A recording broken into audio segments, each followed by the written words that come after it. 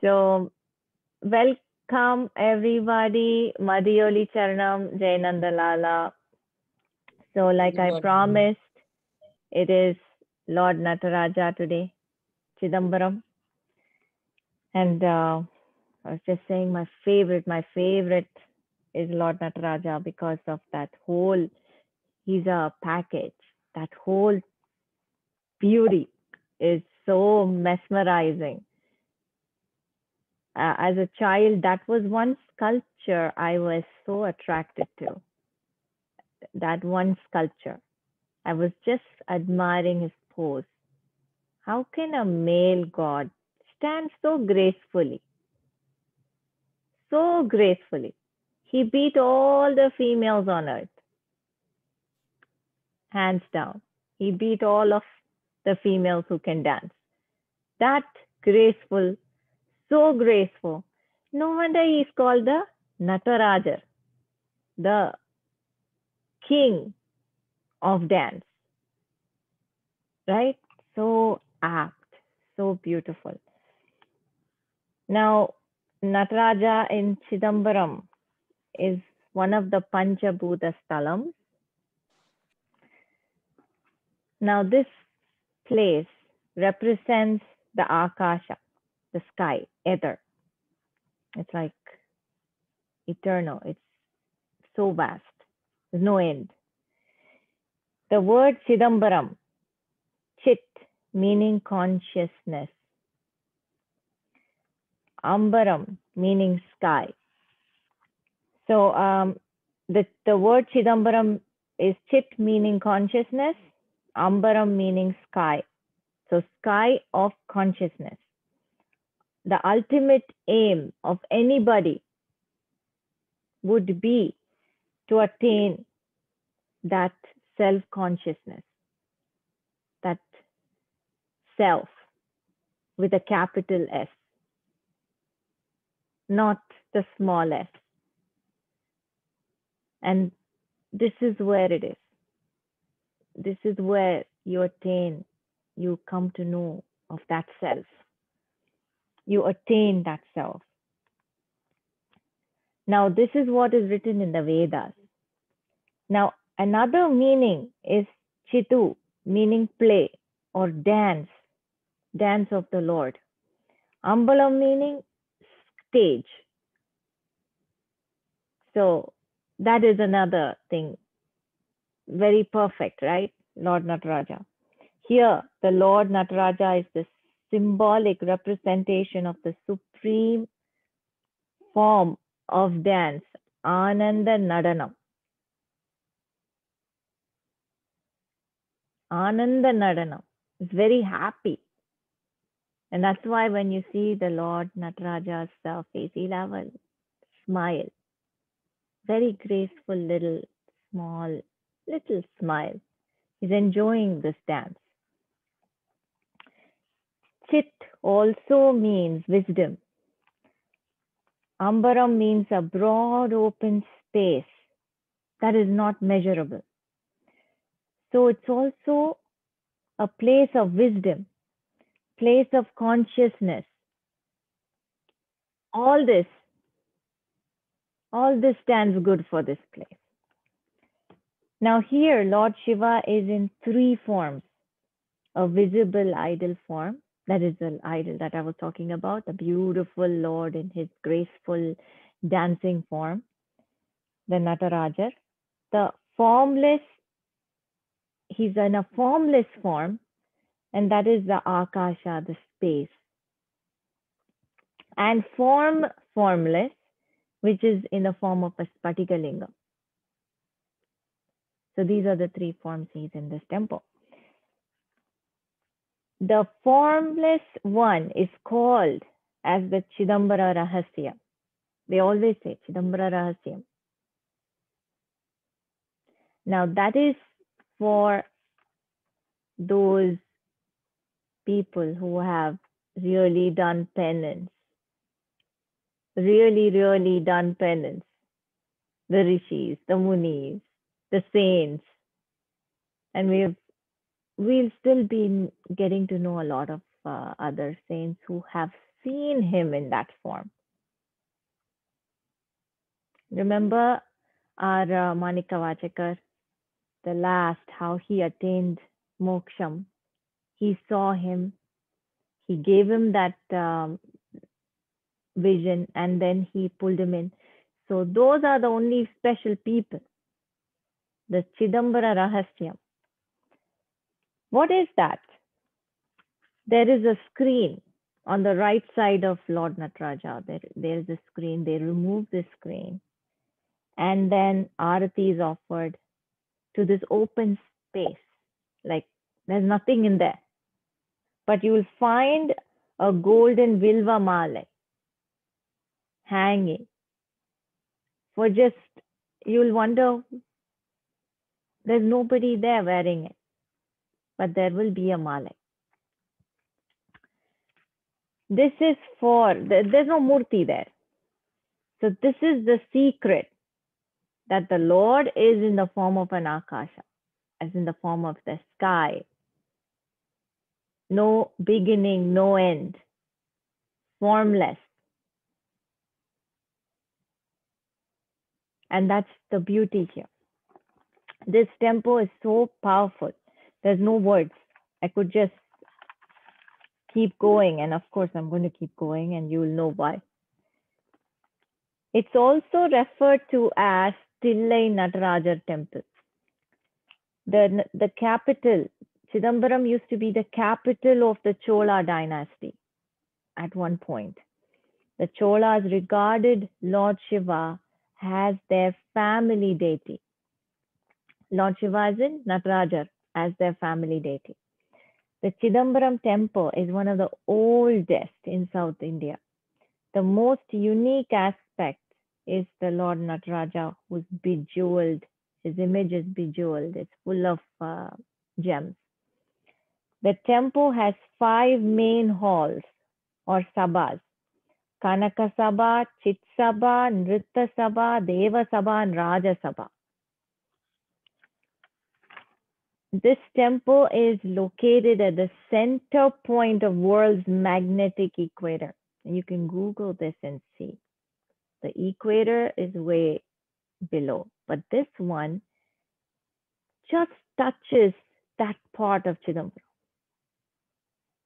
The world's magnetic equator.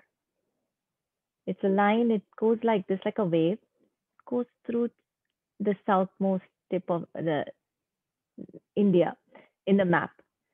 So this is where it's located. It touches Chidambaram, is what the scientists have said. I'm not saying this. This temple, Kalahasti is representing the wind. He's in the form of the wind in Kalahasti. Ekambareshwarar in Kanchipuram are all located in a straight line. Ekambareshwarar is the earth. He represents the earth in Kanchipuram. They're all located in a straight line, and that's an amazing fact. Chidambaram, Kalahasti, and Kanchipuram. All those temples are located in a straight line. Chidambaram temple has 9 entrances, representing 9 openings of the human body. Everything has a significance. Everything has a reason. And it's incredible when we talk about this temple, one by one. The temple roof is made of 21,600 gold sheets, which denotes the 21,600 breaths taken by a human being every day. Even that. These 21,600 gold sheets are fixed on the Vimanam. Vimanam is the roof, using 72,000 gold nails, which are the total number of nerves, nadis, in the human body. Even that has a meaning. The entrance to the sanctum has 5 steps called Panchakshara Padi. Now we know Om, the Nama Shivaya is the Panchakshara Mantram, right? That is what it represents. There are 4 pillars holding the Kanaka Sabha, representing 4 Vedas.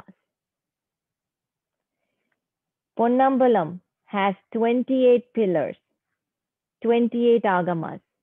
That is, the Shiva agamas are 28. So the pillars represent the 28 agamas. They support, the 28 pillars support 64 roof beams. So 28 pillars support 64 roof beams, which are the 64 arts. You know, in our scriptures, they say 64. He's mastered 64 arts. That's what they say, you know.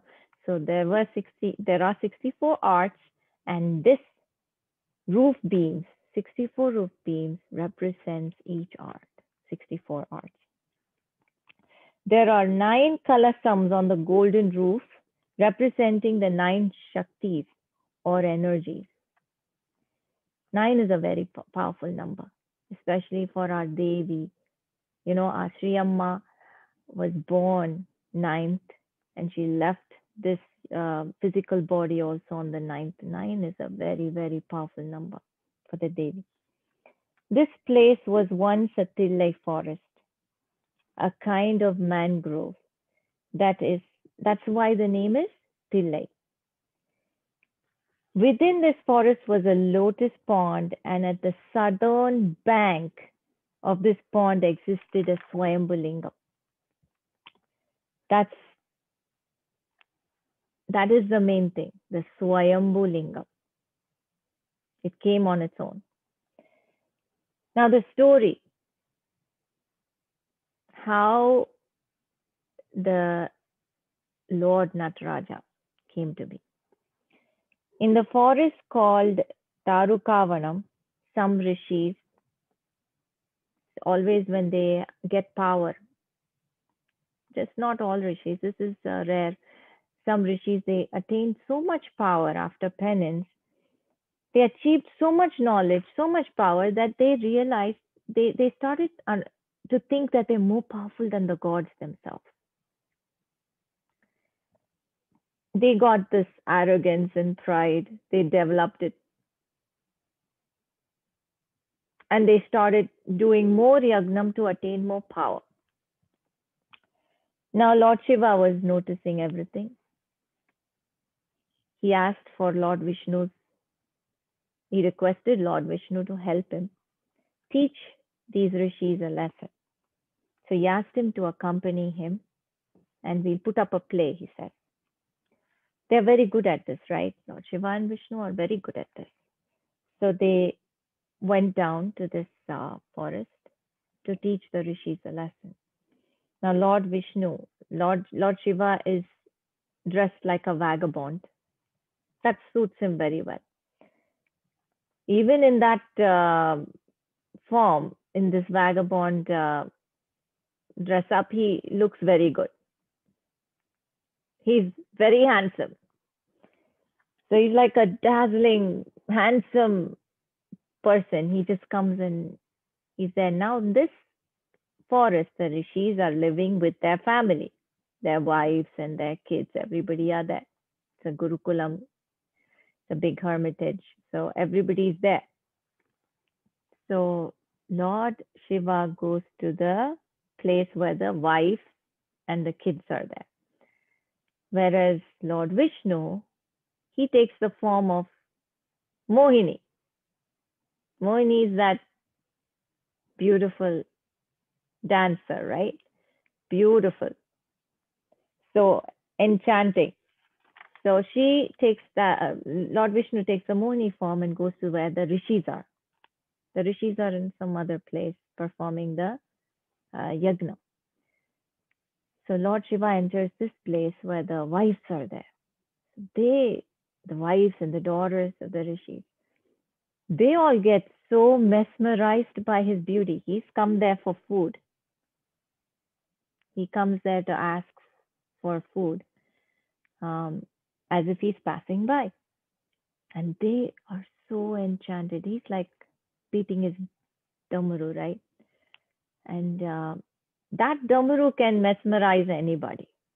He starts beating it, you go in a trance. I don't blame the wife.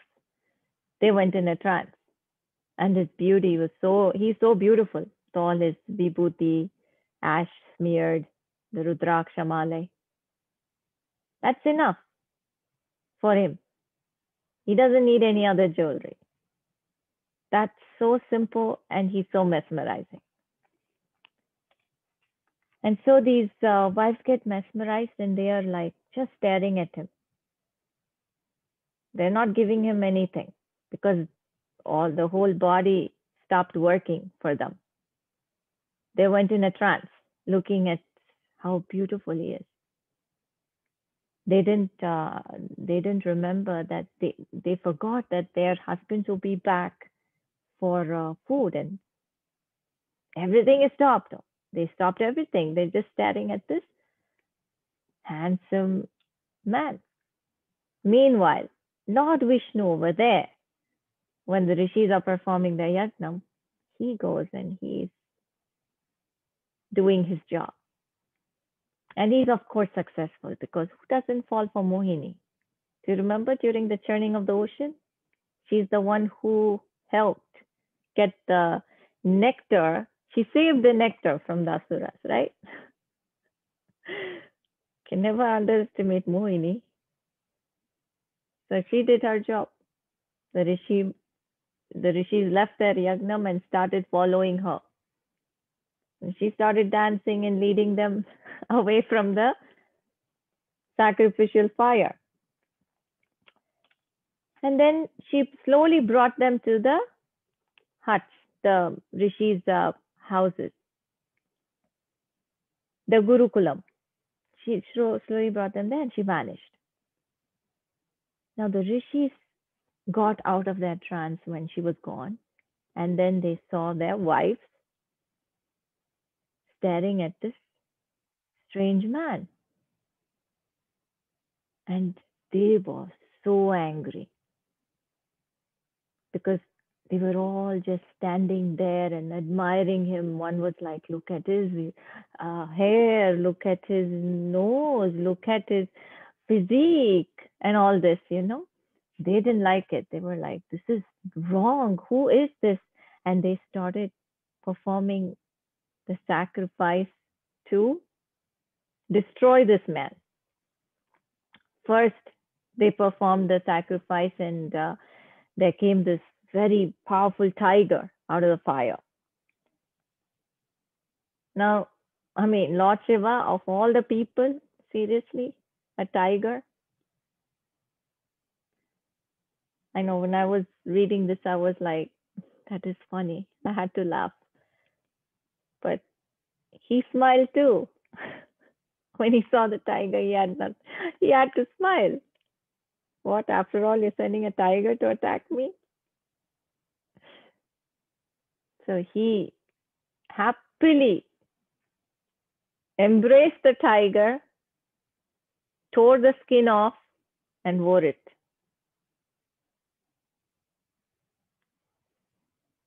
I wish I could see that scene. He would have done it very gracefully. Obviously, the rishis didn't stop there.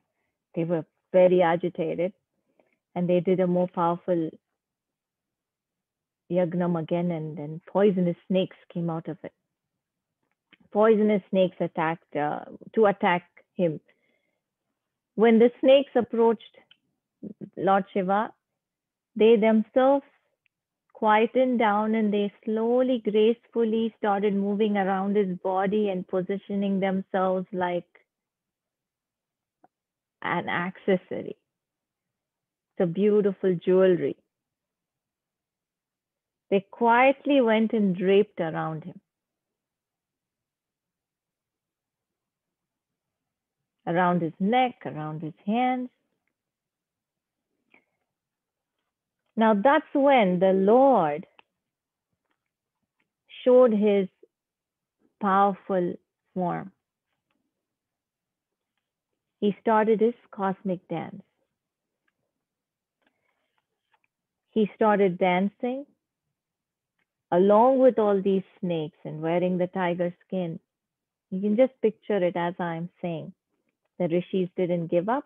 They immediately called for a fierce demon from this fire, and a demon emerged out. And this demon was like a dwarf, but he was very powerful. But Lord Shiva, no power is equivalent to him. Nobody can match that, right? So the demon went and he crushed him under his feet, started dancing on top of the demon. That is why you see Lord Nataraja, when you see a sculpture of Lord Nataraja, you see a small, people think it's a baby, but it's a dwarf demon. He's a dwarf. And that's why it looks like he's standing on a baby, on a kid or something. So that is what it is. It's a Muyalagan. Muyalagan. Muyalagan is the name. He emerges out of the fire, and Lord Shiva makes him a pedestal and dances on top of him. Now the dance becomes fiercer and more powerful and fiercer. The whole universe is shaking. That's how powerful his dance became, and all the celestial beings are wondering what is going on because everything is shaking, everything is moving. Now Goddess Parvati is right there. She's come. She knows exactly where they are. She's there. And Lord Vishnu has forgotten everything. He's just looking at this Lord dancing. For him, it's a sight. Lord Vishnu was already there. So he's like left everything and he's just admiring this beautiful form dancing. They were overwhelmed, Lord Vishnu and Parvati.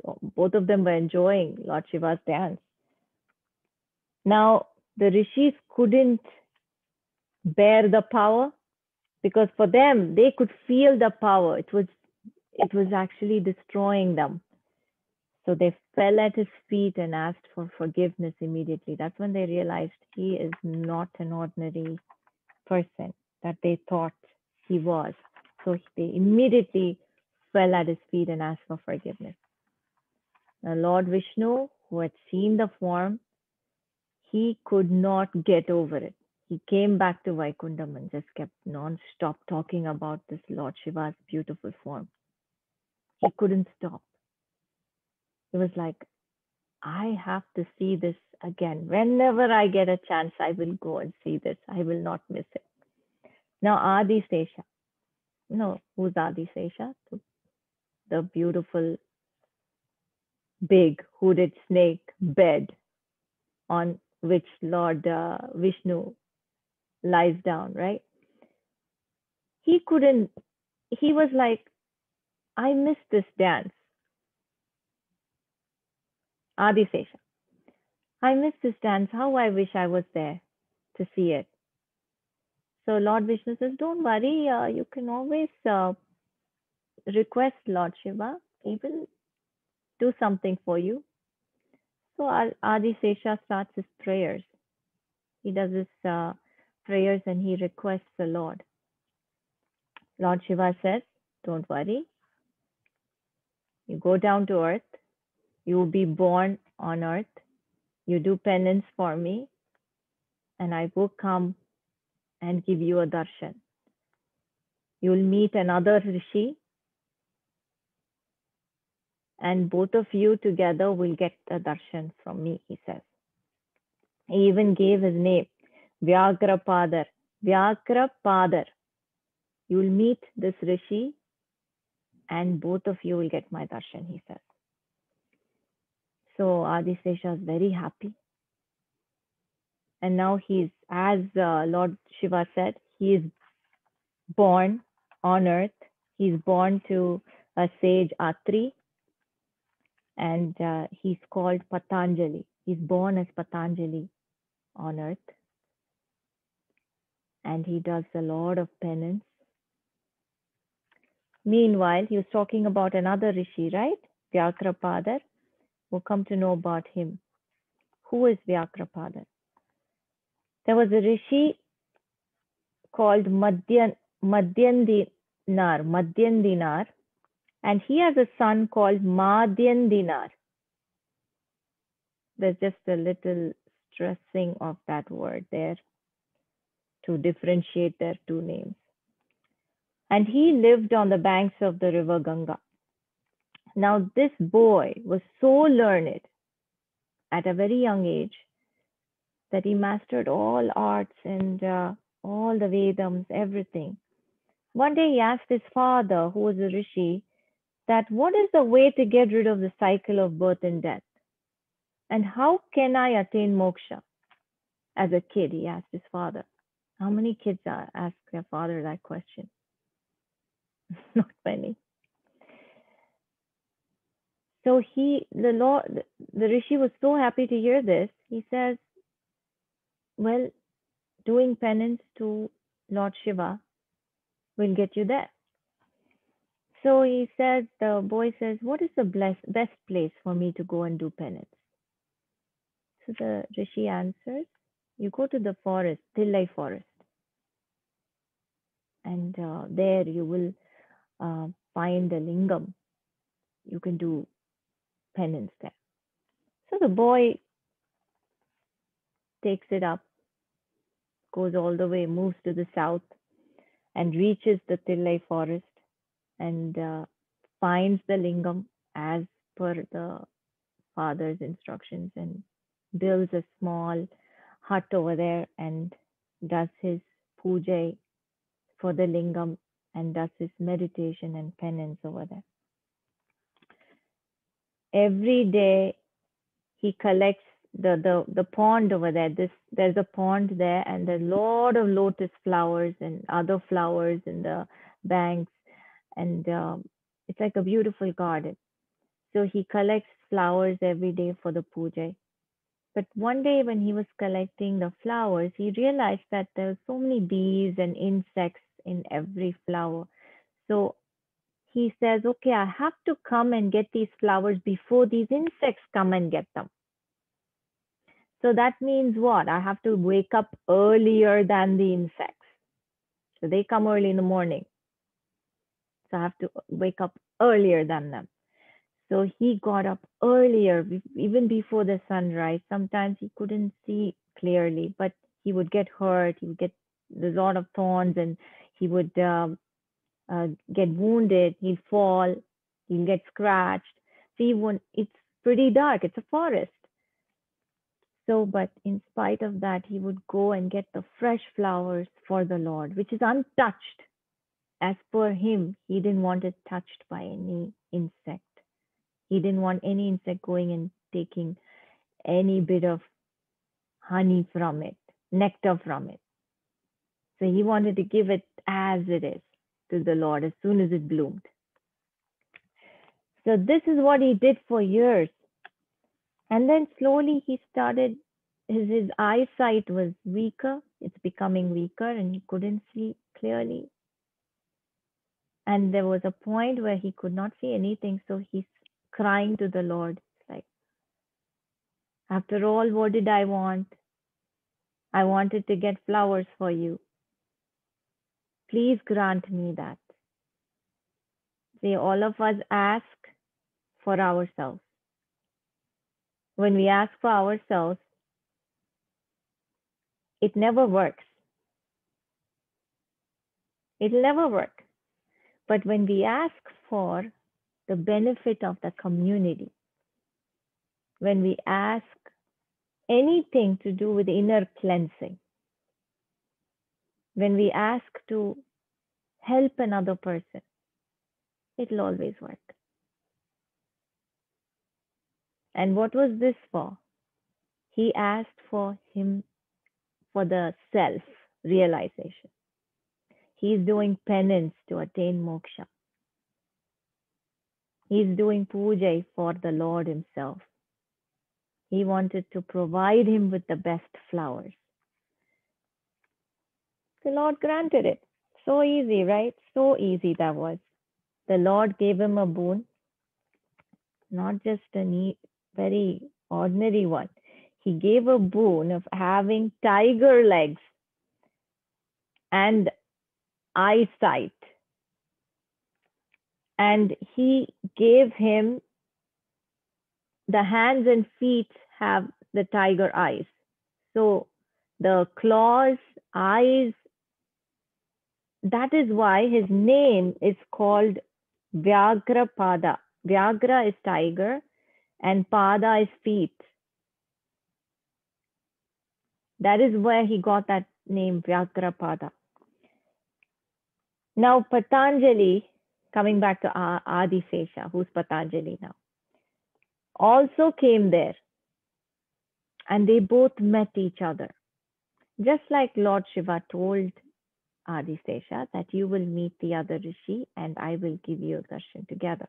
So they both met over there and did their penance over there. Now, these two Rishis are very great. Vyagrapada has written his own book on this Talam, on this Chidambaram, Thillai forest, and the significance of it in his Sthala Purana. There is a Puranam that he has written. Now, sage Patanjali has written on Yoga Shastras and Sanskrit grammar. So they both are very learned and they have given us something. Now, the Lord, of course, was very pleased with their penance, and as promised, he came on Thaipusam day at 12 a.m. and gave them the beautiful darshan of the Ananda Nadanam. He came with 3,000 munivars, all celestial beings, so many playing instruments. Just imagine that sight. All these celestial beings playing instruments. And the Lord dancing in the middle of all this, in the midst of all this, and watching that they both attained moksha, both the rishis. That is the point of this dance, the liberation. Now, Adi Shankara, we all know Adi Shankara. He installed a Sri Chakra in the Ambika shrine here. He's gone to all the temples and installed a Sri Chakra for the Devi. It's a big Devi devotee, isn't it? So he's done that in all the temples. You'll see his touch. Now, a little bit about the form of Lord Nataraja. The beautiful Lord with 4 arms, the flying locks. You all can imagine when I'm talking about him. You've all seen his sculpture. You all can imagine. One by one, we're going to talk about each aspect. His flying locks, dancing on the dwarf, who is the Muyalagan, representing, what is he representing, the Asura? He's representing ignorance, ego, forgetfulness. Now they say evil, ego, all this cannot be fully demolished. You can never destroy fully. Evil is always there. It can only be suppressed. It can only be put down. And that is what the Lord is doing. That is exactly what he's doing. With that form, it has so much meaning. Now, Lord Shiva's back right hand holds a damaru, which represents the origin of sound, the pranava mantra, Om. Om. Agni on the left hand symbolizes Jyoti. Jyoti can destroy. Jyoti can also illuminate. It can enlighten, also destroy. So that is what it symbolizes. The lower front hand, right hand, is in the Abhaya Hasta. blessing. I'm here. Don't worry. I'm here with you. That kind of an assurance he gives us.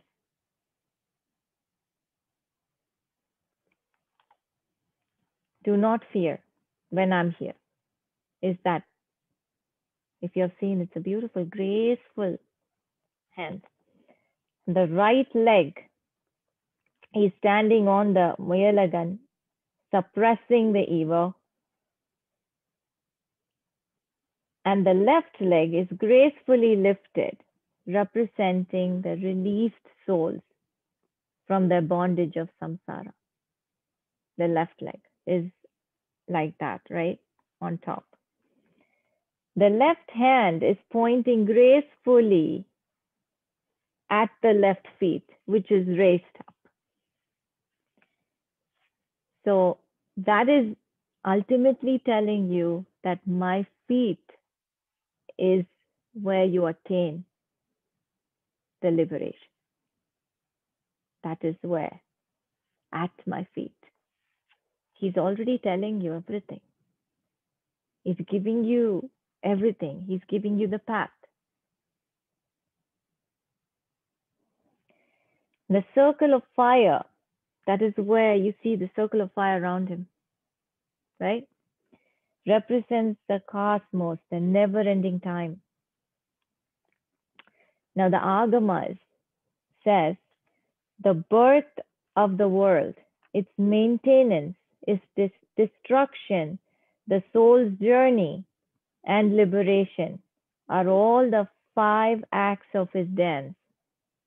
Om Namah Shivaya. Now, Lord Nataraja is the king of dance.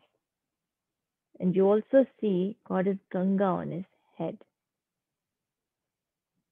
She's beautifully sitting on his head and flowing gracefully down his mane. And his locks are flying. So beautiful. When you see that figure, it seems like it's live. It's actually in action, live. And that beautiful smile is so mesmerizing.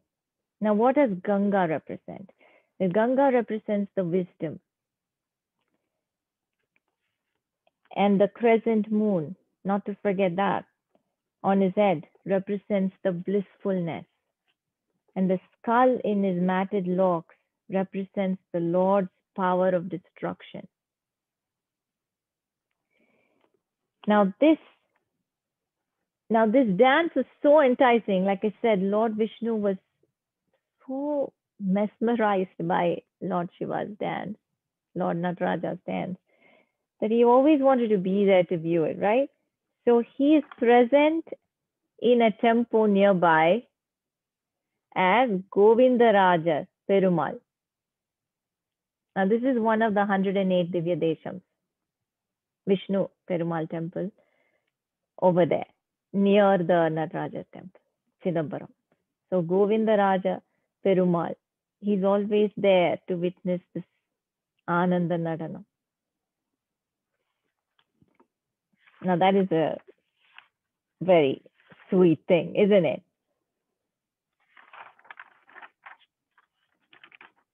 Now the temple complex spreads over 50 acres in the heart of the city. Now they always build temples in the heart of the city. When we talk about, we'll be talking about Kanchipuram, we'll be talking about many temples like these great temples. They're all built in the heart of the city. It's like the centermost place.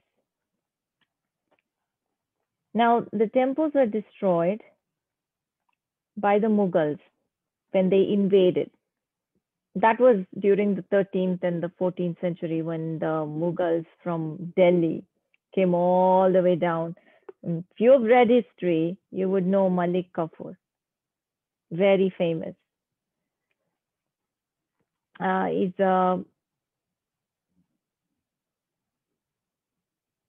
He's from the army of Alauddin Khilji, who was the ruler at that time. And I remember when I took the session about Sri Rangam, he traveled Sri Rangam and Madurai and Chidambaram, all the temples he looted. So many things. And that is when, to save many things, they buried it down. Lot of priests and Brahmins buried a lot of idols, buried a lot of coins and treasures, uh, dug a big, deep hole and buried all these things. That's why even today, when you dig up near the temple, you will see something or the other. You will find something or the other which was buried long back during the 13th, 14th century, during these times. So, to save the history, our ancestors went through something. We have to be thankful to them. And just now, they found few lingams buried in Thiruvanekkaval, and they found coins, gold coins in Thiruvanekkaval last year. So these are all the stuffs that were buried by the poor devotees or the priests just to save it. So when we talk about those temples, we'll go deeper into what they did. And it's incredible. History is something. Now, there is another beautiful story attached to this temple, and that is all the hymns. Now, I said buried, right? The hymns of all the Nayanmars, the four great saints, that is Appar, Tirunavukkarasar, Sambandar, and Manika Vachakar, and Sundaramurti. All their Tevarams and Tiruvachakams, they were all buried here. But nobody knew that it was here. So we come to that story. And now there was this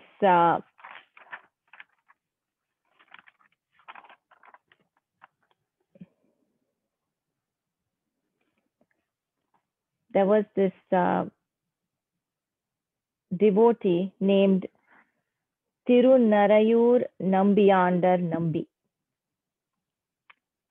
Now he was during the time King Rajaraja Choran. When I say Rajaraja Choran, you will remember Brihadishwara temple. He was one of the great Chola kings. He built the Brihadishwara temple. And this was that time, during that time. How the story goes is, Nambiyandar Nambi was a big devotee of Polla Pillayar. Now, Polla Pillayar is a Swayambhu Pillayar in the temple in Tirunarayur. And this temple is in Kadalur, Tamil Nadu. And this is, his father was a priest in this temple. Who's Nambiyandar Nambi's father was a priest in this temple. And he used to offer Nevedyam every day. So this little boy used to watch, and the father used to say, I have fed Pillayar. So he literally thought that Pillayar ate it. So the father would say, yeah, I fed Pillayar, and then he would come home with the Nevedyam. Now, there was a time when the father was not unavailable to go. He couldn't make it to the temple, so he asked his son to do the puja that day. So Nambiyandar Nambi went and he did the puja that day. So he offered the Nevedyam to the Lord. He said, please have it. And now Pillayar is quiet and Nambiyandar Nambi is waiting. Nambi is waiting. Pillayar is quiet. Nobody's eating. So he starts crying. He starts crying and he's saying, Lord, why aren't you eating? I kept it for you. Please eat it. So nothing is happening. So the kid gets really upset and he bangs his head in the Pillayar's feet. Pillayar's feet, I mean, that is stone. That is. It's an idol. So he bleeds. Now, the Lord is very kind, and Pillayar, we all know, is the most sweetest, most kindest. He eats the prasad because that's the reason why the kid is upset. So he eats it. Now that news spreads like fire. It spreads like fire that even the Raja of that land comes to know, which is Raja Rajeshwaran. He comes to know that this kid has made the Pillayar eat Nivedyam. It's a big deal. So Raja Rajeshwaran comes and falls at the kid's feet and he says, "You're amazing." Now this happens not once, many times in front of everybody. The kid has made the Pillayar eat the prasadam. Now the Raja asks for the kid's help. He says, "Well, you tell him to eat, he's eating. Can you please ask him where all the scriptures are kept, hidden?" Now we have to give it to Raja Rajeshwaran. Because of him, only because of him, and of course Nambiar Nambi, that we have all these scriptures in our hand. He took that extra step. He told Nambi to find out from Polla Pillayar where the scriptures are hidden. See how thoughtful he is. So Nambiandar asked Pillayar where it was hidden, and Pillayar told him that it is all buried in the Chidambaram Natarajar temple. How easy it is. You don't have to do any research. You don't have to do any digging anywhere. Just ask the Pillayar. Just ask Lord. He knows everything. So that is how they go to this temple and they perform puja for all the saints there. All the saints are present over there in the Chidambaram Nataraja temple. And then they start digging at this particular place. And they find all the scriptures. Some of them were consumed by insects, but some of them were retrieved. So many were retrieved, which otherwise would have been gone. So this is not a story I made up. This is a Sthala Puranam. And this was very, very important Sthala Puranam of this temple, Chidambaram, how they retrieved all these things which were safely buried in this temple. So that is a small, cute story of Polla Pillayar and Nambiandar Nambi, his devotee. So I thought I should share that along with this temple story. It's beautiful how the whole idol of Nataraja has so much significance when you talk about one aspect after another. It's just gives you this whole picture of who he really is. It's like though he is in that tandavam, the Ananda Nadanam dance form, yet he is so calm. Sense of calmness to him. You don't feel all excited when you see him. You're still at this calm state of mind. And that is probably what Lord Shiva does to you, right? That is all about his whole presence is like that. Now I have a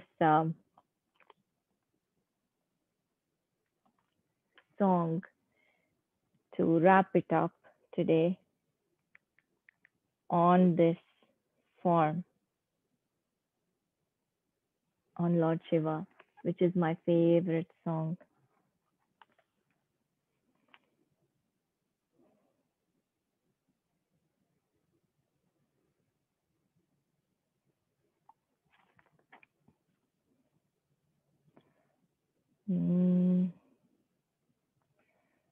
Bo Shambho Shiv Shambho स्वयम्भो भो शम्भो शिव शम्भो स्वयम्भो भो शम्भो शिव शम्भो स्वयम्भो भो शम्भो शिव शम्भो स्वयम्भो भो शम्भो शिव शम्भो स्वयम्भो भो शम्भो शिव शम्भो स्वयम्भो भो शम्भो शिव शम्भो स्वयम्भो भो शम्भो शिव शम्भो स्वयम्भो गंगाधर शंकर करुणाकर मामव भवसागर तारक गंगाधर शंकर करुणाकर मामव भवसागर तारक ॐ शम्भो शिव शम्भो स्वयम्भो ॐ शम्भो शिव शम्भो स्वयम्भो निर्गुण परब्रह्म स्वरूप निर्गुण परब्रह्म स्वरूप गम गम भूत प्रपंच रहित निर्गुण परब्रह्म स्वरूप गम गम भूत प्रपंच रहित निज गुण निहित नितान्तरनन्दा निज गुण निहित नितान्तरनन्दा आनंद अतिशय अक्षय लिंग निज गुण निहित नितान्तरनन्दा आनंद अतिशय अक्षय लिंग आनंद अतिशय अक्षय लिंग वो शंभो शिव शंभो स्वयंभो ओ शंभो शिव शंभो स्वयंभो दिमित दिमित दिमि दिमि किट तकतो दिमित दिमित दिमि दिमि किट तकतोम तोम तोम दिमि किट तरि किट तकतोम दिमित दिमित दिमि दिमि किट तकतो तोम तोम दिमि किट तरि किट तकतोम मतंद मुनिवर वंदित ईशा मतंग मुनिवर वंदित ईशा सर्वदिगंबर वेष्टित वेशा मतंद मुनिवर वंदित ईशा सर्वदिगंबर वेष्टित वेशा नित्य निरंजन नित्य नटेशा नित्य निरंजन नित्य नटेशा ईशा सबेश सर्वेश भो शंभो शिव शंभो स्वयंभो भो शंभो शिव शंभो स्वयंभो भो शंभो शिव शंभो स्वयंभो भो शंभो शिव शंभो स्वयंभो भो शंभो शिव शम्भो स्वयम्भो ओ शम्भो शिव शम्भो स्वयम्भो शिव शम्भो स्वयम्भो